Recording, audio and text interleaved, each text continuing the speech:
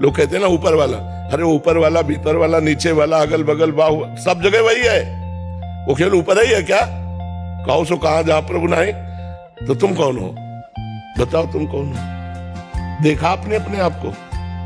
आज तक पहचाना अपने आप को? इसी शरीर ढांचे को लिए बैठी रही मैं स्त्री, इसी का नाम, इसी का परिचय, इसी का जीवन।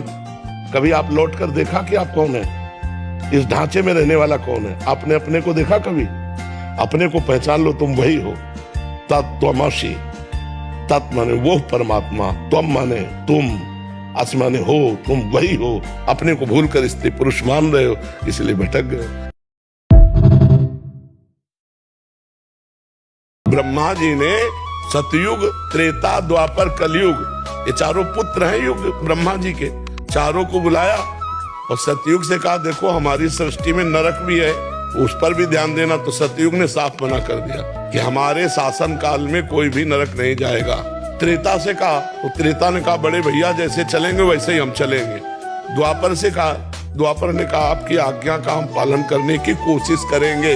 कलयुग ने कहा, तो कलयुग से जब कहा कि तुम नरक की, तो उन्होंने कहा पिताजी आप निश्चिंत रहो, जैसे बड़े भैया ने कहा ना कि हमारे राज्य में कोई नरक नहीं जाएगा, तो हमारे शासन काल में चूक हो जाए तो कोई स्वर्ग या भगवान को प्राप्त करे, सीधा नरक। कोई ऐसा बिरला होगा जो शराब न पीता हो, मांस न खाता हो, पराई स्त्री से व्यभिचार न करता हो, नहीं तो बच्चापन से ही शुरू हो गया गर्लफ्रेंड, बॉयफ्रेंड, सब ये नरक के सर्टिफिकेट है। मैं क्यों भगवान से संसार की वो वस्तुएं मांगू जो मेरे साथ नहीं जाने वाली? मैं क्यों मांगू भगवान से वो वस्तुएं? क्यों मांगू जिनके द्वारा हमारा कोई लाभ नहीं मिलना?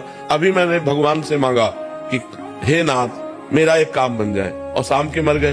तो हम ये मांगते कि हे नाथ आप मिल जाते, आपका भजन बन जाए। हे नाथ मैं ऐसा समय हमें दो कि अभी तक तो मैं प्रपंच में व्यतीत करता रहा, अब मैं आपका भजन कर लूं, अब आपको पुकारूं, आपका चिंतन करूं। प्रभु मेरे को क्षमता दीजिए जिससे मैं आपके संतों की सेवा कर सकूं, आपके भक्तों के संग कर सकूं, आपका नाम जप कर सकूं और आपके लिए अपने कर्तव्य कर्म को करूं। तो भगवान को ही प्राप्त होगा।